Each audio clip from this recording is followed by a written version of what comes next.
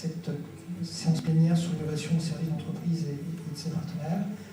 On va avoir aujourd'hui une thématique sur les biotechnologies très marquée, puisque j'ai la chance d'accueillir aujourd'hui Yann Godefroy, qui est directeur scientifique de Eritech Pharma, qui nous expliquera à travers les échanges que nous aurons la stratégie d'Eritech Pharma, le positionnement du produit et les perspectives de création de valeur, parce qu'on est là pour ça en fait, on est là pour créer de la valeur.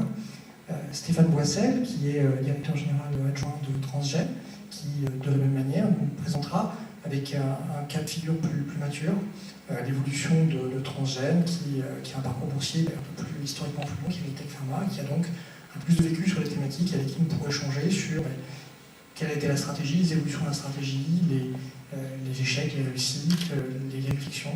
Donc on va partir là-dessus. Pour juste planter un petit peu le décor, donc sur les grandes thématiques de l'innovation aujourd'hui, donc dans le cadre principalement des biotechnologies, nous aujourd'hui on va se focaliser sur cette thématique. La thématique donc c'est comment créer de la valeur autour des biotechnologies. Aujourd'hui, les trois façons que l'on voit s'affirmer dans ce domaine-là, c'est le partenariat autour d'un produit, d'une pathologie, le M&A, donc les fusions-acquisitions, qui ont eu lieu, puisque les pharmaceutiques ont des besoins de plus en plus importants d'innovation, on pourra aussi en parler si vous voulez, et les stratégies pour devenir un petit ou un gros biopharma intégré à une échelle régionale, ou peut-être dans certains cas un peu plus. Bon. Voilà un petit peu les différents enjeux de création de valeur. Donc évidemment, tous ces éléments se traduisent boursièrement avec des calendriers qui sont différents. C'est-à-dire que le partenariat, souvent, se traduit immédiatement sur les cours, et on peut le voir assez rapidement, donc en fonction des métriques économiques qui sont données, et qu'on pourra évoquer avec vous, on a un impact boursier immédiat. Dans un sens comme dans un autre, c'est quand un partenariat se fait, on voit la concrétisation dans le cours, et quand il se défait, parfois ça se produit, eh bien, on voit aussi l'impact, et on a des outils de mesure, des éléments de valorisation qui permettent de quantifier cela. Le M&A, donc autre approche de création de valeur, que l'on voit donc se réaliser souvent de la part d'un grand groupe pharmaceutique, ou parfois entre biotech, et c'est un peu plus rare, où les grands groupes pharmaceutiques, pour renforcer leur pipeline de produits vieillissants, cherchent à compléter leurs produits, et donc là on a des métriques de valorisation qui sont parfois rationnelles et explicables, parfois moins, parce que chaque groupe pharmaceutique a sa problématique intrinsèque qui fait qu'ils peuvent parfois surpayer certaines molécules. Bon, on pourra en parler éventuellement. On a en tête le dernier deal de Gilead dans le domaine de l'hépatite C, où ils ont lâché près de 12 milliards de dollars pour un portefeuille de molécules, certes prometteur en phase 2, mais bon, avec l'espérance d'un changement de traitement dans cette pathologie difficile, avec une grosse demande. On pourra parler un peu de l'hépatite C avec Stéphane Boissel aussi, parce que c'est une thématique sur laquelle Transgène est présent. Et des deals plus, entre guillemets, raisonnables, de l'ordre de quelques milliards, pour des profils relativement équivalents, donc hépatite C, petite molécule, phase 2, pour PMS. Donc des écarts parfois de valorisation M&A qui peuvent apparaître, qui sont à la fois fonction des métriques économiques, taille de patient, prix de traitement, maturité du portefeuille de produits, et des éléments intrinsèques de l'entreprise. Gilead est un portefeuille de produits vieillissants dans les antiviraux, et donc une nécessité de renouveler ce produit. C'est une problématique qu'on retrouve dans d'autres groupes pharmaceutiques, à des échelles peut-être moins urgentes que dans le cas de Gilead. Voilà. Et un troisième chemin, je dirais, qui est le chemin du biopharma intégré, où là, la seule biotechnologie, on a quelques exemples comme cela en France, cherche à devenir un biopharma indépendant. Peut-être parce que aussi les expériences de partenariat sont parfois un petit peu difficiles et montrent que la seule biotechnologie est parfois prise en otage par le groupe pharmaceutique. Et donc, à un moment donné, la société souhaite acquérir une forme d'indépendance et maîtriser en quelque sorte son propre destin, sa technologie et sa stratégie. Donc c'est un choix stratégique clair et qu'on évoquera aussi un peu avec Transgène à l'occasion, puisque c'est un des grands choix stratégiques de Transgène à une époque, il y a quelques années. Et donc là encore, la création de valeur est un peu plus décalée dans le temps. Évidemment, là, il faut aller au marché, faire la phase 3, Donc pour rappel, des éléments dans les biotechnologies où les sociétés développent des molécules, on a des étapes cliniques et précliniques à franchir. Donc le développement standard de molécules, c'est 8 à 10 ans. On fait différentes étapes de développement. Le préclinique, on va tester la molécule sur les animaux et dans les tubes à essai. Et après, on va tester sur l'homme à travers différentes phases, phase 1, phase 2, phase 3, qui sont des étapes qu'on va utiliser dans cette séance. Et donc, à chaque fois, on monte en puissance en termes de nombre de patients et on teste des choses différentes. Voilà. Donc, en phase 1, on va voir si ça ne nuit pas aux patients. Donc, s'il n'y a pas des effets indésirables sévères qui font qu'on sera obligé d'exclure le produit de sa démarche thérapeutique. Phase 2, on va commencer à voir les effets thérapeutiques, donc avec des éléments exploratoires, comparatifs, de traitement, etc., avec des échelles de patients plus ou moins importantes. Et phase 3, on va créer ce qu'on appelle une phase pivotale, qui va permettre après d'aller voir les autorités réglementaires avec des éléments statistiques, pour leur dire, voilà, le produit fonctionne ou pas. Voilà. Donc c'est un peu la grande approche. Et donc quand on fait un peu pharma intégré, généralement, on fait la phase 3, ce qui peut être le cas. On verra ça avec l'étranger, une phase 2 en cours, donc quand c'est bon. Phase 3 aussi en cours dans une pathologie orpheline pour les tech pharma. Là encore, on pourra avoir cette démarche et donc les échéances de création de valeur. Alors, en termes de métriques économiques, pour vous donner quelques ordres de grandeur, dernièrement, peut-être 2 deals qui ont peut-être marqué un peu les esprits, les deals avec Ablinx et Avi, et les deals avec Galapagos et Avi. Donc Avi, spin-off d'Abbott, dédié pharma, qui a un gros problème de pipeline, de produits, c'est qu'ils ont Humira qui en France représente l'essentiel de leur vente. Alors dans le monde c'est différent évidemment. Et ils doivent renouveler leur pipeline. Donc dans cette logique-là, ils sont à la recherche, d'accord. C'est ce que j'évoquais tout à l'heure pour Gaïd. Et donc dans ce contexte-là, ils essaient de faire des deals. Donc premier deal avec Ablinx sur une pathologie, la polyarthrite rhumatoïde, si ma mémoire est correcte. Donc ils ont fait un deal sur une molécule en phase 2, donc avec un degré de maturité intermédiaire, on pourrait dire. C'est-à-dire on est aux 3 quarts du chemin. S'ils ont lâché 840 millions de dollars. Alors, c'est des milestones, ça va se faire sur toute la durée de vie du produit, on va par étapes, en fonction des évolutions cliniques et après les évolutions commerciales. Ils ont versé 170 millions de dollars à la signature pour financer des études cliniques en cours, donc ça c'est la thématique, et après, la société de biotechnologie touchera des royalties sur ces ventes. Voilà. Donc ça a eu un impact sur le cours de Ablinx directement. Et sur Galapagos, on a vu un deal beaucoup plus précoce, on pourra peut-être en parler aussi, c'est une tendance que l'on voit, où les groupes pharmaceutiques acceptent d'entrer à un stade très jeune de développement de la molécule en préclinique. Donc on a beaucoup moins d'éléments pour attester la chose. Et là, on a eu un deal à 340 millions de dollars, ce qui est assez élevé pour ce stade de maturité. Là encore, pour une indication assez importante, de voir en étant en maladie auto-immune. Et donc là, pareil, on a structuré une opération, ça c'était Galapagos avec Avi encore, sur un stade plus précoce. Bien. Donc à travers ces expériences et ce cadre général, je vais inviter Yann à nous expliquer le parcours d'Erytech Pharma, la stratégie, comment ils ont, qu'est-ce qu'ils font, dans quelles indications ils sont, quelles sont les métriques économiques, et comment vous comptez créer de la valeur à travers cette approche. Et si vous avez des questions au cours de la conférence, n'hésitez pas à vous manifester. On pourra répondre à vos questions. Nous sommes là pour ça. Oui, quand tu veux. Oui. Alors, Erytech donc, a été créé en 2004, novembre 2004, bientôt 9 ans. Nous sommes rentrés en bourse début mai de cette année. Le concept est en fait d'encapsuler des médicaments dans les globules rouges pour pouvoir mieux les tolérer, pour que les patients les tolèrent mieux, en étant tout autant efficace, voire plus efficace. Alors on a commencé par opportunisme avec un médicament qui était vieux de 40 ans, très utilisé dans une des leucémies, notamment la leucémie d'enfant, la leucémie aiguë lymphoblastique. C'est une maladie qui a une incidence assez importante dans l'enfance, mais qui a une recrudescence chez les personnes âgées aussi. Alors cette asparaginase, elle est connue, elle est efficace, elle n'est pas toujours utilisée parce que très très toxique en fait, et c'est un vrai handicap quand les médecins ne peuvent pas l'utiliser. Donc on s'est dit, si on l'encapsule dans les globules rouges, est-ce qu'on va être plus efficace? Et est-ce qu'on va être beaucoup mieux toléré? C'est ce qui s'est on s'en est aperçu avec une première étude clinique qui a commencé à partir de 2005, qui était surtout pour voir la tolérance du produit. C'était grosso modo la première administration à l'homme, mais néanmoins déjà dans un procédé qui était industrialisé, parce qu'évidemment on ne prend pas les gouttes de rouge en par an pour encapsuler la molécule. Donc il y a une machine qui est dédiée à ça et qui est assez performante, si bien qu'en 3 heures de temps, le produit peut être expédié à l'hôpital. Donc on a commencé déjà par l'industrialisation, qui a pris grosso modo 1 an, et ensuite cette première étude qui nous a montré que le produit était bien mieux toléré que quand il n'était pas encapsulé.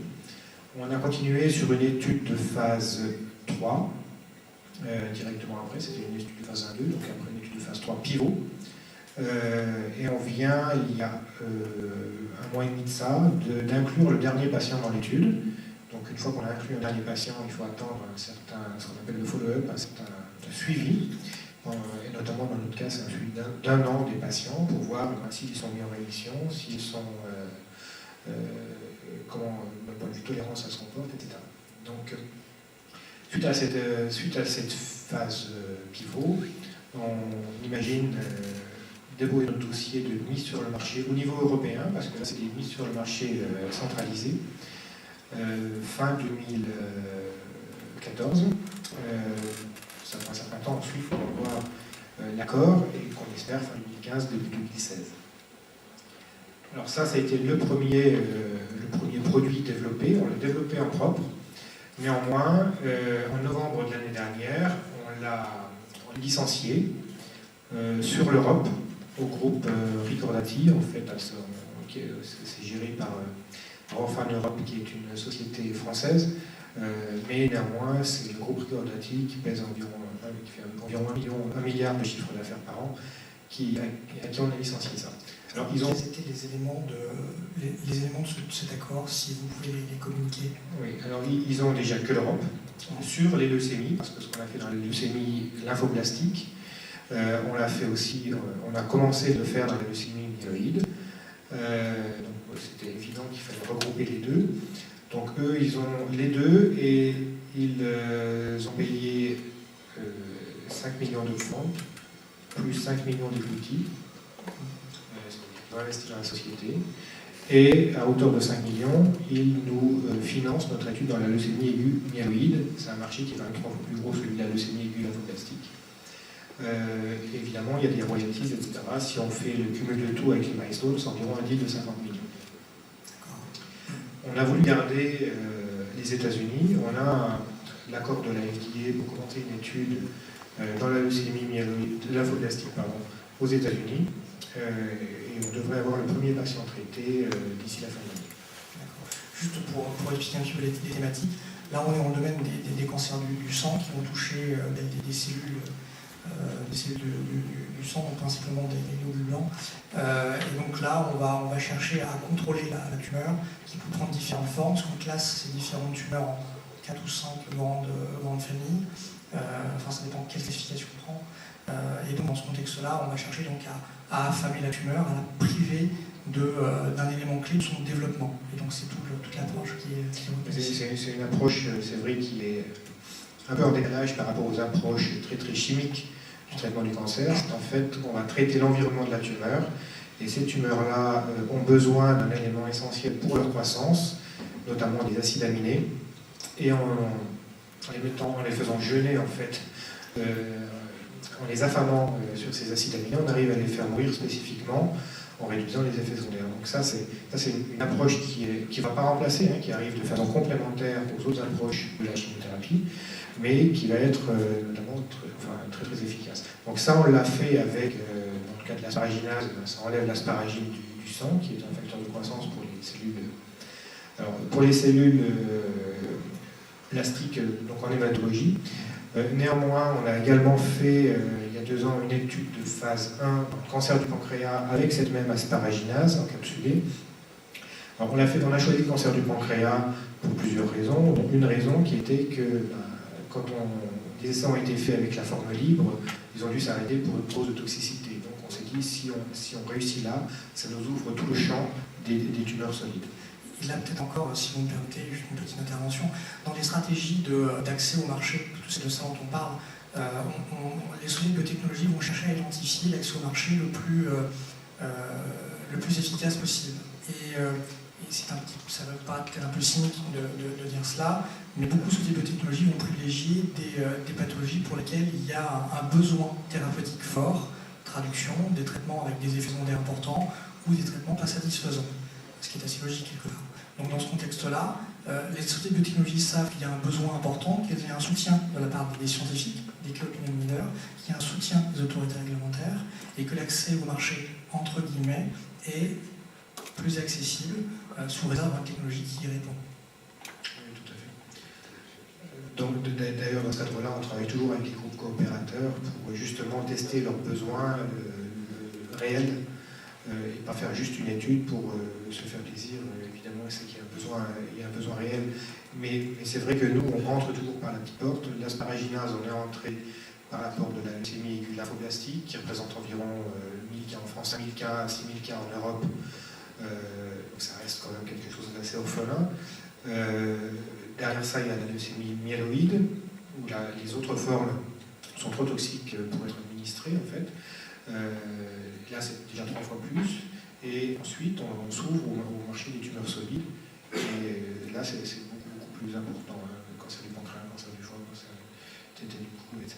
Et là encore, ce qui est important à retenir dans cette démarche d'innovation, c'est l'histoire du pied dans la porte. C'est à partir du moment où on a une autorisation d'une indication, on peut les étendre progressivement à d'autres indications sous réserve que la technologie puisse évidemment y répondre. Et ça permet donc d'avoir des stratégies ombrelles et de passer à différentes indications et d'augmenter plus facilement le potentiel économique du produit. Donc c'est des schémas que vous pourrez retrouver aussi à l'occasion. Et donc c'était aussi l'occasion de laisser la parole à Stéphane et de nous faire partager un peu son expérience de transgène, qui nous a dit plus d'historique boursier que vous connaissez peut-être par ailleurs, et nous expliquer un petit peu quelles ont été les grandes évolutions de transgène, qui est dans le domaine du vaccin thérapeutique, donc dans l'immunologie, donc c'est différent de ce qu'on fait aujourd'hui avec Erytech Pharma. Et donc les grandes indications, aujourd'hui cancer du poumon, hépatite C et cancer du foie, qui sont visés par la société et ses projets en développement. Merci Arnaud. Oui, Transgène a été créé en fait un peu avant Erytech, puisque c'était 79, donc c'est la plus vieille société de biotechnologie en France. Si Transgène est encore là, alors qu'en 30 ans de vie, elle n'a pas réussi à mettre un produit sur le marché, elle le doit au soutien fidèle d'un actionnaire que vous connaissez certainement étant lyonnais, puisque c'est la famille Mérieux qui contrôle un peu plus de 50% du capital de Transgène. Le reste est coté en bourse, la valeur de Transgène c'est à peu près 300 millions d'euros en bourse aujourd'hui. Comme le disait Arnaud, notre métier est de faire des produits d'immunothérapie et notamment des vaccins thérapeutiques. Alors tout le monde a entendu parler du vaccin qu'on a généralement quand on est enfant ou quand on voyage, qui est un vaccin dit prophylactique, qui est donc injecté en prévention avant la survenance d'une pathologie. Nous, ce qu'on fait, ce sont des injections qui ont lieu une fois que les pathologies sont déclarées. En l'occurrence, nos pathologies, ce sont certains cancers, ainsi que des maladies infectieuses.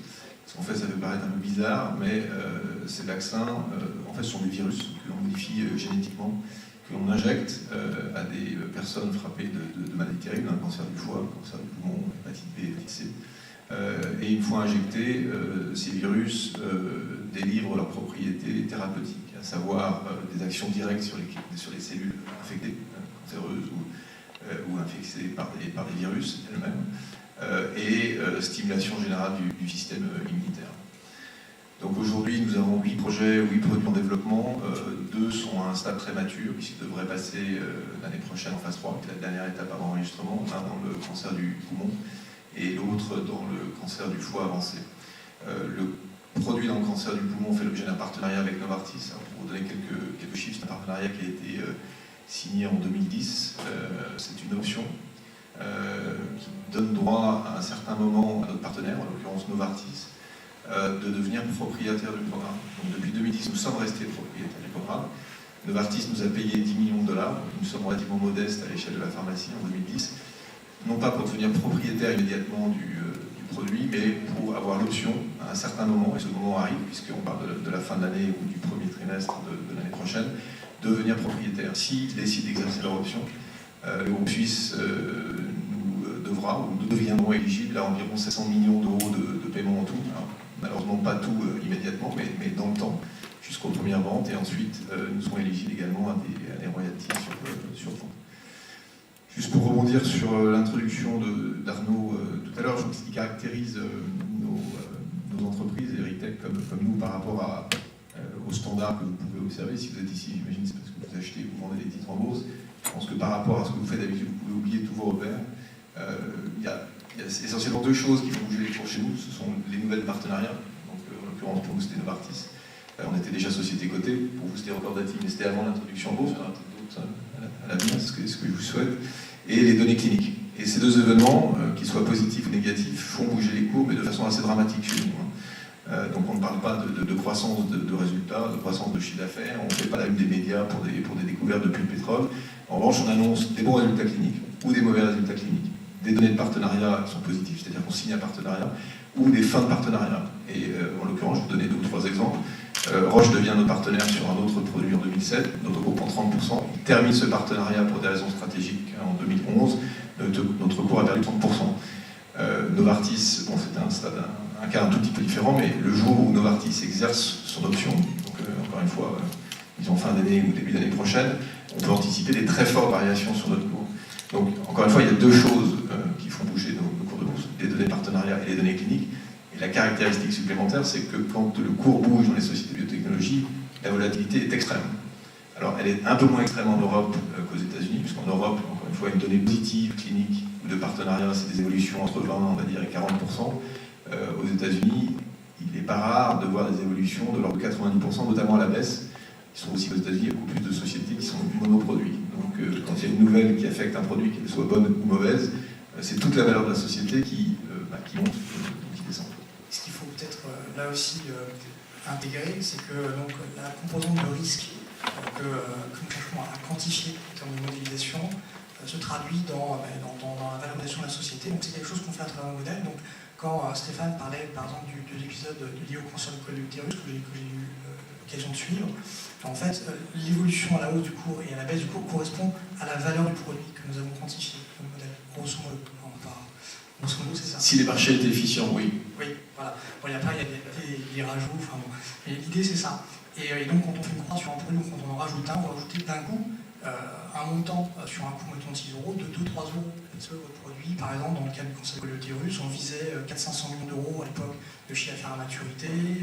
Voilà, en Europe, aux États-Unis, avec Roche comme partenaire, avec des récits de chiffres, on avait des maîtrises économiques assez forts.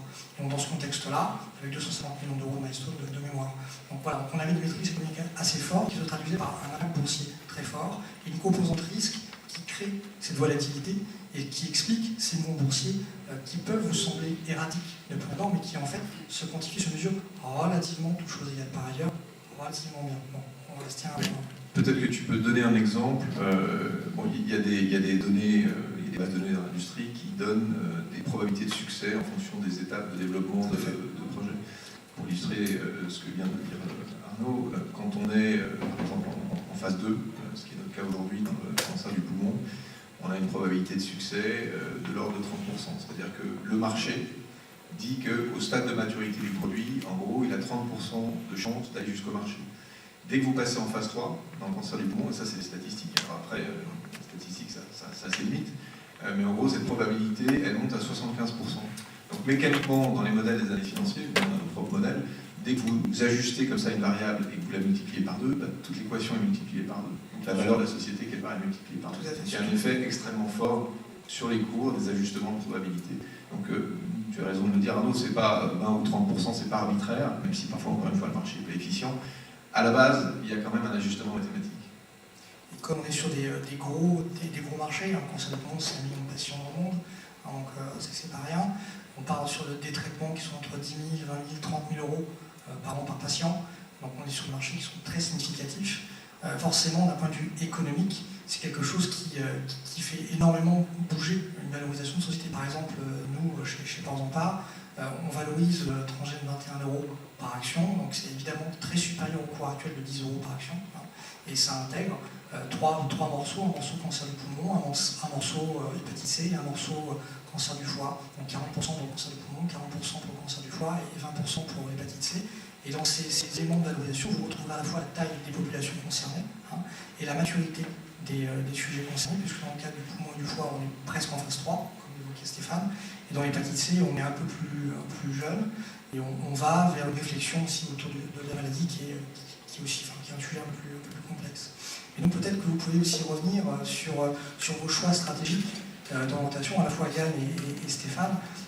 Qu'est-ce qui vous a fait privilégier un partenariat ou l'évolution vers le format intégré? Est-ce que c'est des raisons historiques, des expériences peut-être un peu difficiles dans des partenariats, ou est-ce que c'est un choix stratégique, actionnarial? Qu'est-ce qui vous a fait choisir ces différentes orientations? Alors, sur le choix de licencier Graspa, notamment Europe Paris-Conati, ça a été, on s'est trouvé dans une période où il fallait quand même faire rentrer un peu de cash, donc c'était un peu nécessaire. Néanmoins, après, nous on est plus des développeurs que des vendeurs, donc on n'avait pas l'intention d'intégrer cette partie distribution au sein de l'Eritech que les qui sont. Après, c'est vrai que pour dérisquer en quelque sorte, on a d'autres produits dans le pipe, beaucoup plus en amont, et notamment dans le cadre d'un programme EASY, donc c'est innovation stratégique industrielle, donc c'est un programme de 22,5 millions où Eritech va recevoir de Doseo BPI maintenant 7 millions. Alors là, on va refaire la même histoire que Graspa, mais avec d'autres enzymes, dans d'autres indications et avec d'autres acides aminés à dépriver pour tuer les tumeurs. Donc là, on en est à faire fabriquer ces enzymes qu'on commence à recevoir. On va bientôt les encapsuler et c'est un programme qui nous emmène jusqu'à la phase 2 clinique. Donc c'est quand même une phase dans 8 ans, normalement. La phase 2 doit être terminée. C'est un vrai challenge. Néanmoins, ça s'intéresse essentiellement à des tumeurs solides, donc à des marchés beaucoup plus importants. Peut-être là encore, ce qu'il est utile de préciser, c'est que le cancer du pancréas répond bien aux enjeux thérapeutiques actuels, où c'est une maladie, effectivement, il y a un besoin thérapeutique très fort, avec des traitements qui aujourd'hui sont clairement pas efficients. Et donc là encore, se positionner sur ces pathologies facilite, entre guillemets, l'accès au marché, sous réserve de résultats cliniques évidemment probants. Oui, tout à fait. Après, c'est sûr que nous, on va se placer toujours là où c'est quand même une administration, c'est comme une poche de sang, donc c'est une injection. Je ne peux pas dire que c'est une transfusion parce que c'est en fait plus du sang quand ça sort de chez nous, c'est un médicament, avec un vrai statut de médicament, le médicament. Néanmoins, c'est moins simple que de donner une pilule ou une gélule à un patient. Donc forcément, notre axe, c'est d'aller dans des pathologies très graves où les alternatives sont très peu efficientes. Et où, dans notre cas, parce qu'on est bien mieux toléré, où les patients sont tellement fragiles que de toute façon, même si on leur donne un traitement efficace, ils mourraient du traitement. Donc c'est là où on a le positionnement. Et donc concernant le marché américain, vous avez opté pour quelle approche? Parce que c'est un marché compliqué, avec une réglementation difficile, un accès pas forcément évident. Qu'est-ce que vous avez opté comme réflexion sur le marché américain? Alors là jusqu'à présent, on était seuls. On a été seuls à la FDA pour discuter de notre développement américain. Parce que c'est dans cette phase-là où on gagne de la valeur, en quelque sorte. Et je dirais qu'au terme de notre phase 1, alors là-bas c'est une phase 1 parce qu'il faut recommencer un certain nombre de choses, mais fort de ce qu'on aura en phase 3 européenne, une fois qu'on aura les résultats, on pourra apporter ces résultats au dossier américain pour plaider en tout cas de ne faire qu'une phase, ce qu'on appelle un bridge, c'est-à-dire une phase transitoire qui permet d'être sur le marché américain. Voilà, beaucoup plus petite. Et donc l'idée c'est d'aller jusqu'au terme de cette phase 1 pour ensuite faire le même partenariat que ce qu'on fait en Europe. D'accord, donc vous avez clairement fait le choix du partenariat. Okay. Et donc dans le cas de Transgène, l'orientation vers le biopharma intégré pour les 5 marchés principaux européens, est-ce que vous pouvez nous expliquer un peu comment vous en êtes venu à cette volonté, qu'est-ce qui a motivé cette volonté et quels ont été les grands éléments économiques pour y parvenir? Voilà, d'abord je vais revenir sur les motivations du partenariat, parce qu'on a quand même fait des partenariats avec Novartis, on en a eu avec Roche.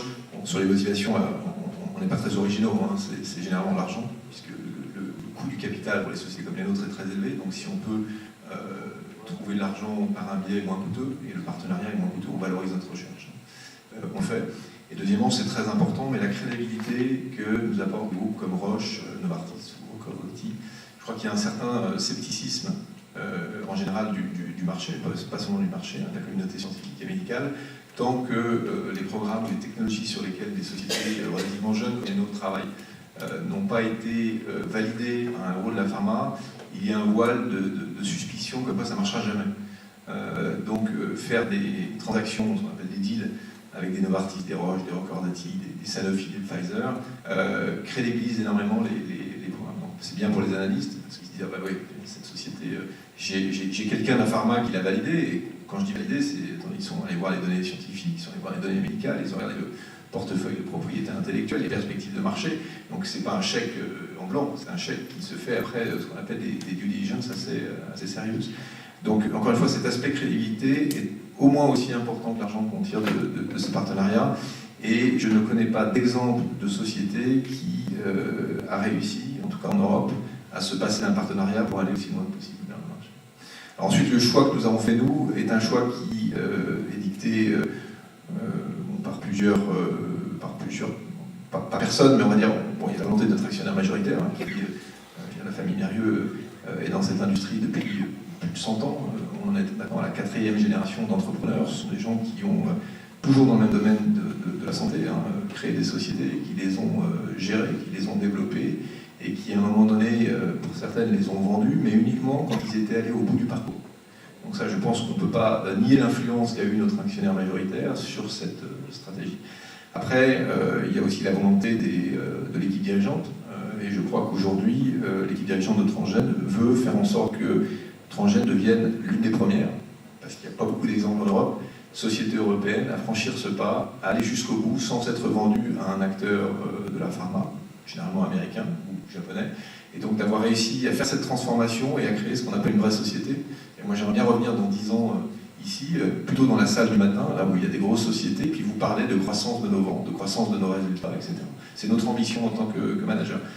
Alors, c'est bien d'avoir cette ambition, mais c'est très coûteux, puisque ça veut dire que vous portez plus de risques, plus longtemps, et donc vous avez besoin de plus d'argent. Donc c'est un choix stratégique que nous avons fait, encore une fois, à volonté managériale.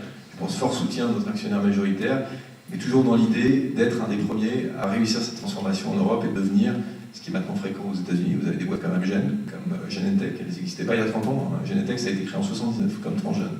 Ça a été revendu pour 100 milliards de dollars l'année dernière à Roche. Plus récemment, vous avez des sociétés comme Celgene, comme Gilead, comme Vertex, qui sont des sociétés parties de rien il y a une quinzaine ou une vingtaine d'années, qui maintenant ont 6, 10, 15 000 employés à travers le monde, qui font entre 3 et 10 milliards de dollars de chiffre d'affaires, et qui sont des gros vecteurs de création de valeur pour l'actionnaire. Et peut-être qu'on peut éventuellement évoquer le sujet du financement, qui est clé pour le développement de vos sociétés, qui se fait donc, comme on l'a vu, au début par le capital risque, avec des difficultés, avec la bourse, avec les partenariats, qui permettent d'accéder petit à petit à devenir un biopharma intégré ou de faire plusieurs deals pour devenir une société rentable. Et donc là, pour vous donner quelques métriques assez rapidement sur le marché français, au cours des 10 dernières années, le capital risque en biotechnologie a représenté à peu près 170 millions d'euros en moyenne sur 10 ans. Il a été complété par les introductions en bourse qui ont été très, très marquées par les sociétés de biotechnologie pour les 5 dernières années. Et donc on a eu au plus haut une enveloppe totale en 2007 de 700 millions d'euros, avec 200 millions d'euros pour le capital risque et 500 millions d'euros pour les opérations boursières. Voilà, et donc on voit bien qu'aujourd'hui la bourse joue un rôle clé dans le financement de ces sociétés et que ça rentre en compte dans votre stratégie de financement. Peut-être que vous pouvez nous rappeler l'importance de la bourse pour Erytech et votre introduction récente. Oui, nous on a levé 17 millions lors de l'introduction et ça c'était nécessaire pour le développement.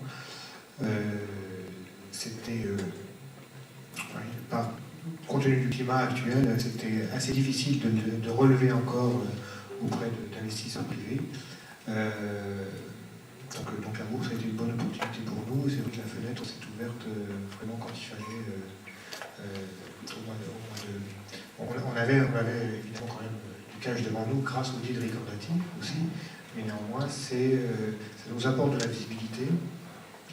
Alors en interne, les gens sont assez fiers de voir la société un peu plus dans les journaux, un peu plus publique que ce que ça était, mais globalement on a toujours peut délivrer en temps et en heure, donc ça ne change pas, et j'espère que ça ne changera pas. Mais c'est vrai qu'il faut un peu plus animer, plus présent auprès des investisseurs pour communiquer. Et c'est avec ces 17 millions d'euros, donc vous financez vos projets en cours, donc votre phase 3 dans le leucémie, l'infoblastique. L'infoblastique, myéloïde, c'est en l'occurrence Cordati qui la finance. On finance les États-Unis, notamment. Un petit peu de recherche plus préclinique, parce qu'il y a d'autres concepts également qu'on développe. Alors là, ça ne sera pas du tout pour développer, même pas en clinique. L'idée, c'est que dès lors qu'on a la preuve de concept chez l'animal, on va aller voir des plus grosses pharma avec ces concepts-là qui pourraient être intéressants, notamment dans la tolérance immunitaire ou dans la vaccination aussi, et tout en restant. Donc là, il n'y a pas énormément d'investissement, c'est en plus souvent subventionné. Ça nous empêche pas de continuer à aller chercher des subventions quand elles existent. Et donc là, dans ces livres précliniques, on va retomber dans les métriques qu'on évoquait, c'est-à-dire que sur ce qu'on a vu de manière plus classique, on voit le film de Panama et Galapagos, on est entre 30 et 50 millions d'euros de versement d'État sur la durée de développement du produit, et des royalties à un chiffre, alors que sur les titres plus traditionnels, comme le dit François Dupont de Martin, sont sur des royalties à 2 chiffres, avec des perspectives d'extension du produit sur d'autres indications.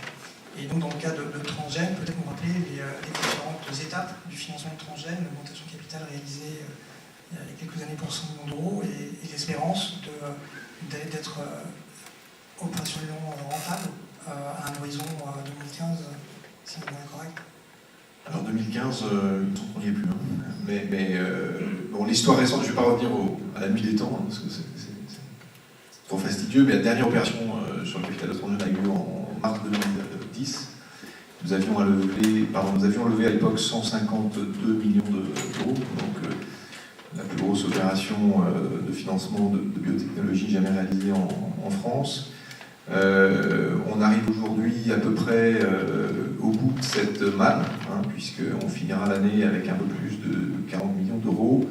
On attend bien entendu la levée de l'option Novartis si tout va bien, qui remettra un peu d'essence dans le moteur. Et je dirais que notre stratégie de financement après dépendra vraiment des résultats qu'on attend dans les semaines qui viennent, de l'attitude de Novartis, d'un certain nombre d'autres éléments. Après, en termes de perspective, aujourd'hui, nos 2 premiers produits pourraient faire l'objet d'un dépôt d'AMM entre 2016 et 2017. Il y a toujours un temps entre le dépôt et l'approbation, on va dire d'une douzaine de mois pour être un peu conservateur. Donc les premières ventes fin 2017, et on espère aujourd'hui dans notre business plan être profitable plutôt en 2018 qu'en 2015. 2015, je pense que vous aviez en tête la date que nous évoquions en 2010 lors de la dernière levée de fonds, mais entre-temps nous avons eu un décalage que nous avons payé en bourse sur le produit dans le cancer du poumon, justement, ce qui fait l'effet avec Novartis. Donc voilà, c'est plutôt ça. Donc aujourd'hui, entre ce que l'on attend de la transaction avec Novartis, de ce qu'on a à la banque, des autres perspectives, parce qu'on a des perspectives intéressantes sur d'autres programmes, notamment des perspectives de partenariat, et une éventuelle levée de fonds supplémentaire, mais ce n'est pas l'heure du jour aujourd'hui, on bouclera notre financement jusqu'au profit. 2017-2018. D'accord. Et nous rappeler éventuellement que vous avez donc 2 échéances majeures d'ici la fin de l'année, dans le cancer du poumon et dans le cancer du foie, avec à la clé donc d'une part la position de Novartis sur le cancer du poumon, donc l'exercice de l'option, ou pas, donc on vous souhaite que ça se fera, avec donc des résultats cliniques de la phase 2B, et donc des résultats aussi cliniques dans le domaine du cancer du foie, avec votre partenaire Générex, là encore un partenariat clairement profit sharing dans l'esprit, un peu comme Novartis, où on vise plus à partager de la bottom line que la top line, avec les implications industrielles et cette volonté d'indépendance qui nous caractérise aujourd'hui. Oui, alors je reviens un tout petit peu sur ce que j'ai eu auparavant. Donc, il faut bien se rappeler que la création de valeur dans les sociétés comme les nôtres n'attend pas les profits. Donc on attend, comme le disait Arnaud, des nouvelles très importantes d'ici la fin de l'année et début de l'année prochaine. Pour ceux qui suivent la valeur de Transgène, qui est le cas d'Arnaud, qui est le cas d'autres de ses collègues et de la plupart de nos investisseurs, on attend vraiment des données qui, dans un sens positif on espère, mais aussi malheureusement peut-être dans un sens négatif, vont changer la valeur de Transgène. une société comme Transgène avec 2 produits en phase 3, ce qui n'est pas le cas encore aujourd'hui, mais qui pourrait être le cas l'année prochaine, sur un marché normal.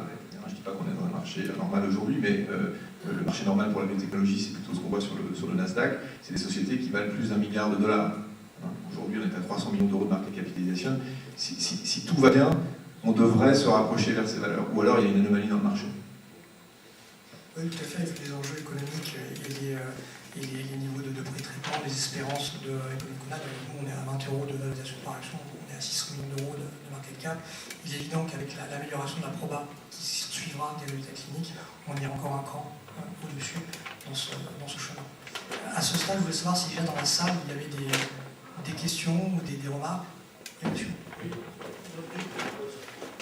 Simplement, j'ai été étonné, vous avez dit, me semble-t-il, M. Boissel, au début, que depuis 1979, en fait, depuis votre création, Transgène n'avait sorti aucun produit sur le marché. Alors, on s'étonne des différences de valorisation, mais il me semble qu'aux États-Unis, les sociétés qui valent plusieurs milliards de dollars, elles ont quand même réussi à sortir des produits qui ont été efficaces. Donc, c'est pas quand même seulement la variation du cours de bourse, c'est pas seulement le passage de phase 1 en phase 2, c'est aussi quand même la réussite finale des produits quand même qui jouent. En tout cas sur les grands succès de valorisation. Non, ou je me trompe complètement? Non, vous avez. Mais Roger, j'ai pas dit le contraire. Je juge pas la valeur boursière de Transgène aujourd'hui. Le marché a toujours raison par définition. Je dis juste que si les événements qu'on attend d'ici la fin de l'année ou début de l'année prochaine se matérialisent, mécaniquement la valeur Transgène devrait s'apprécier très fortement. On restera très très loin des success stories dont je vous ai parlé tout à l'heure, Gilead, Celgene, etc. C'est des sociétés qui aujourd'hui ont des ventes, on sera encore quelques années des ventes, qui pèsent chacune plusieurs dizaines de milliards de dollars de capitalisation boursière. Donc on en sera très très très loin.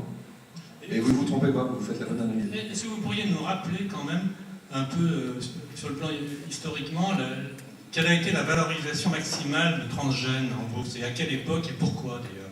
Alors c'est une époque que les moins de 20 ans ne peuvent pas connaître. C'était les années 2000, et la bulle de la génomique. Je crois qu'à cette époque, la valorisation de Transgène dépassait le milliard d'euros de valeur. Mais paradoxalement, à cette époque-là, quand on prend une photo de l'année 2000 et quand on prend une photo d'aujourd'hui, il y avait beaucoup moins d'actifs, beaucoup moins de valeur chez Transgène qu'à l'époque. Donc on était dans une bulle, la bulle de la génomique, dont a bénéficié Transgène à l'époque, mais dont ont bénéficié certains des actionnaires de Transgène, mais in fine, aucun des produits qui étaient à l'époque dans le portefeuille des Transgène n'ont été poursuivis. Et ces produits, quand on les regarde rétrospectivement, alors c'est toujours plus facile après, ont beaucoup moins de valeur et beaucoup moins de potentiel que les produits qui sont aujourd'hui dans notre portefeuille. Moi, ça rejoint un petit peu ce que dit monsieur. C'est juste une question. Comment se fait-il que les ricains, qu'ils arrivent à sortir des choses, et que nous en Europe, ça ne sort rien, malgré tout un tas de bibliothèques qu'on a aussi, apparemment des très bonnes. Donc c'est quoi le souci? C'est multiparamétrique, hein, mais je vais vous donner une statistique que j'ai lue récemment dans une revue de vulgarisation scientifique qui disait que la moyenne des fonds investis par les sociétés de biotechnologie, Algen, Genzyme, avant que ça soit acheté par Sanofi, Genentech, Gilead, etc., avant d'arriver au profit, était de 800 millions de dollars. C'est-à-dire que ces sociétés-là, en moyenne, alors il y en a c'était plus, il y en a c'était moins, pour arriver à devenir une société indépendante financièrement, avaient dû puiser auprès de leurs actionnaires 800 millions de dollars. Je veux dire qu'aucune société française ne parviendra jamais à lever une telle somme auprès de ses actionnaires. Elle mourra avant. Donc, je vais vous donner moi 2 raisons. Après, je vous laisserai Arnaud et Yann commenter et expliquer, donner leur vision des choses.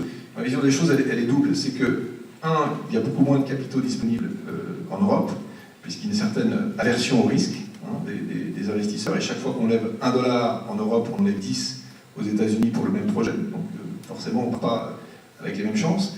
Et deuxièmement, bon, ça c'est un lieu commun, mais il y a une culture de l'échec, ou plutôt l'absence de culture de l'échec en Europe, qui, je pense, pénalise beaucoup de gens qui, une fois qu'ils ont échoué, sont marqués au fer rouge. Alors qu'il n'est pas rare aux États-Unis, dans notre domaine, qui est probablement un des plus risqués au monde, de voir des sérieux entrepreneurs qui se sont plantés 1 fois, 2 fois, 3 fois, 4 fois, et à chaque fois, ces gens-là, bon, sauf si leurs idées sont farfelues, arrivent à se refinancer, et in fine, ils y arrivent. je peux vous dire qu'avant qu'il y ait un entrepreneur français, voire même européen, qui au bout de 2 échecs recommence. Oui, mais bon, par rapport je veux dire, le dollar, d'accord, le dollar, c'est un sacré virus, le dollar, mais bon, ça ne justifie pas, le dollar, ça ne justifie pas la science, je veux dire, le chercheur, enfin, je sais pas, le scientifique, s'il a le bon truc, voilà. Ah non, je ne suis pas d'accord avec vous pour le coup. Alors, en Europe, pour le coup, on n'a vraiment pas à rougir de ce qui se passe aux États-Unis en matière d'innovation scientifique. Là où on a à rougir, c'est les moyens. Visiter un labo de l'INSEAD en France, aller visiter le même labo à Harvard ou à MIT, on pleure quand on est français et qu'on voit ça. Et bien, ce qu'on voit dans l'université se retrouve dans les entreprises. Et là où je ne suis pas d'accord avec vous, c'est que malheureusement, il faut de l'argent pour la recherche, et plus vous avez d'argent, plus vous risquez de réussir. Parce que vous faites, au lieu de faire une étude clinique, vous en faites 10 par exemple. Et sur 10 études cliniques, vous allez peut-être en planter 9 et réussir sur une. Le petit français ou le petit européen, il va faire une étude, il va attendre, il va en faire une autre, il va attendre, etc. Et entre-temps, ses petits camarades l'auront rattrapé. Je voulais juste intervenir sur 2 points. Le premier point, c'est qu'il y a un décalage entre l'Europe et les États-Unis, à la fois en termes de maturité, d'évolution de marché, etc. Qui est à peu près, aux États-Unis, ça commence dans les années 80. Nous, en dehors de transgène, en Europe, c'était très vierge. Donc la technologie, ça s'est vraiment réveillé à la fin des années 90, ou encore aux années 90, on a 10-15 ans de retard. Donc ça, c'est un retard qu'on a sur le financement, sur l'éducation des investisseurs, sur l'évolution du marché, sur la maturité des produits. Donc voilà, donc c'est aussi ça qu'on complète d'une certaine manière. Je rejoins ce que dit Stéphane sur la recherche européenne. Je vois un tas de projets dans de nombreux labos à des stades très précoces et on a une recherche d'excellente qualité. On n'a vraiment pas à rougir. Si vous regardez par exemple un autre projet qui a de science, qui est un projet dans lequel on cherche à faire des cellules cardiaques à partir de cellules souches de patients, ils sont clairement en avance par rapport à ce que font les Américains. Simplement, les Américains, la société comparable à une valorisation de l'ordre du milliard de dollars sans avoir sorti un seul produit, avec un stade de maturité comparable, en visant des marchés un peu différents, avec une technologie, très franchement, enfin de vous à moi, très bourrine. C'est très très bourrin comme approche. Et ça marche pas bien. Enfin, moi j'ai vu les résultats, ça fait pas rêver. Carlo Biosciences, par contre, c'est les petits Belges, ils capitalisent 100 millions d'euros, mais ils ont un temps d'avance, scientifiquement parlant, et ça se voit dans la qualité des résultats cliniques. Et donc ça, je pense que c'est quelque chose effectivement que je constate et que je défends. C'est que je rencontre beaucoup de chercheurs aussi sur le terrain qui clairement n'ont pas du tout à rougir de la qualité de leur recherche. Là où effectivement ça pêche, je pense que c'est sur la maturité à la fois des acteurs financiers et globalement réglementaires, et globalement des acteurs du marché de la technologie, parce qu'on s'est réunis plus tard, et aussi sur le manque de capitaux en France. On ne joue clairement pas dans la même catégorie, et en Europe, on ne joue clairement pas dans la même catégorie que les Américains, et ça nous pénalise énormément. Alors, dans certains pays, moins que dans d'autres, et peut-être après évoquer certains sujets de financement sur le CIA, les outils qui sont faits, la perception que vous en avez, est-ce que ça vous a apporté dans votre entreprise, si ça vous a apporté quelque chose? Peut-être que Yann, vous avez un commentaire aussi sur la question de monsieur sur la performance scientifique. Oui, en tant qu'ancien chercheur, je fais ma thèse à l'INSERM. Je vous rejoins complètement. Après, peut-être qu'en Europe, ce qui pêche un peu, et notamment en France, c'est la logique à aller à la propriété intellectuelle, au dépôt de brevets, qu'ils ont beaucoup plus aux États-Unis, avec la même idée aux États-Unis et quelques résultats, ils vont tout de suite aller voir un cabinet de brevet et déposer un brevet. Alors qu'en France, on va continuer à chercher, puis on va se faire griller par d'autres. Donc, et puis, c'est quand même les brevets qui sont pris. On a un portefeuille de 11 000 brevets, sans aucune licence à donner. C'est des brevets qu'on a, parce qu'on a 13-14 personnes en R&D, donc des brevets qu'on a générés nous-mêmes, parce que, je vais expliquer cette notion de, voilà, on a quelques résultats très intéressants, là on va se protéger et on va déposer un brevet pour empêcher aux autres de venir sur ce terrain-là. Donc ça, c'est vrai que ça manque quand même en Europe, ça manque particulièrement, je pense, en France. Bon, après, c'est comme les bonnes pratiques de laboratoire, hein, ça a mis 20 ans à venir dans les labos académiques, bon, maintenant c'est lié. J'espère que d'ici 10 ans, on sera au même niveau que les États-Unis. Et c'est vrai que ça va déclencher des sociétés, des plus grosses sociétés qui vont aller licencier ces brevets aux universités, qui va du coup leur rapporter de l'argent, etc. Je pense qu'il y a ça aussi. Et donc dans les outils de financement complémentaires, parce qu'on a quand même un environnement politique qui est antagoniste, avec d'un côté des outils très intéressants et très motivants comme le CIR, qui joue un rôle clé dans les biotechnologies et positif. Et à l'inverse, on a des réactions un peu étranges que ce soit sur les aspects réglementaires pour les approbations de produits, donc ça touche les aspects scientifiques, techniques et parfois aussi pas forcément toujours rationnels, et aussi des réglementations sur les essais cliniques qui peuvent parfois vous pénaliser ou alourdir vos coûts dans cette évolution. Donc, quel est votre ressenti sur cet environnement entre guillemets politico-réglementaire, à la fois sur les aspects SI et réglementation essais cliniques aux écoutes? Comment vous percevez ça? Sur le CIR, c'est vrai que nous, et ça continue à être quelque chose de très, très utile, voire nécessaire, notamment quand on fait des études cliniques, parce que c'est souvent les hôpitaux publics qui sont impactés, qui en travaillent, et c'est vrai que le CIR, quand on travaille avec notamment les organismes publics, on rapporte beaucoup. Donc ça c'est quelque chose de très important. Stéphane, Non, je peux confirmer. On a un environnement réglementaire en France qui est horriblement lourd. Ça on sait. C'est pas nouveau, c'est pas une question de ce gouvernement ou du précédent, ça fait des années que ça dure. Maintenant, on arrive quand même à manœuvrer autour. Et il y a quelques bonnes mesures. Et le crédit d'impôt recherche, c'est clairement une mesure que beaucoup de pays en Europe nous envient et commencent à nous coter, puisque ça a rendu la recherche privée très attractive en France, puisqu'en gros, chaque fois qu'une société française ou étrangère installée en France dépense 1 euro de recherche, l'État lui rembourse 30 centimes. Donc pour nous, c'est chaque année, l'État nous fait un chèque de 8 à 10 millions d'euros de remboursement de crédit d'impôt recherche, parce que nous ne sommes pas rentables. Quand la société est rentable, ça vient en moins de l'impôt à payer. Alors c'est considéré à tort, vous le voyez dans les euros de temps en temps, comme une niche fiscale, mais s'il y a bien une mesure qui devrait favoriser un jour le redémarrage de notre pays, c'est bien une mesure qui favorise l'innovation, et celle-ci est très bonne. Donc je ne vais pas commenter l'environnement en règle générale, réglementaire fiscal. Ce que l'on attend, nous, en tant qu'entrepreneurs dans ce domaine-là, c'est surtout du calme, de la sérénité, et qu'on arrête de changer l'environnement réglementaire en permanence. Parce qu'il y a une inflation de lois, une inflation de règlements. Alors, dernier en date qui part d'une intention louable avec le scandale du médiateur, etc., on nous impose aujourd'hui de créer un site web dans lequel on va déclarer nos intérêts avec tous les médecins, les consultants de la communauté scientifique, etc. Et quand je dis intérêt, c'est-à-dire que toute dépense supérieure à 10 euros devra être mise sur site web avec le nom de la personne à qui, par exemple, on a payé un café à un aéroport, ou on a invité à déjeuner chez Flunch. Donc, voilà, c'est ça l'environnement français. On part parfois, on réagit à l'activité, et dès qu'il y a une actualité, on réagit à l'actualité, non pas à l'activité, dès qu'il y a une actualité qui crée scandale, et on sort une batterie de lois, et on s'y perd dans ces nouveaux règlements. Et en tant qu'entrepreneur, nous, on est toujours en carré là, on n'arrête pas d'être balayé entre des nouvelles positives, des nouvelles négatives, et on demande juste de la sérénité, du calme, de la visibilité sur le long terme. Écoutez, je pense qu'on peut éventuellement conclure pour ce qui concerne cette présentation là-dessus. Il y a des questions en salle. Sur le plan du financement capital, la création de la BPI va-t-elle vous aider?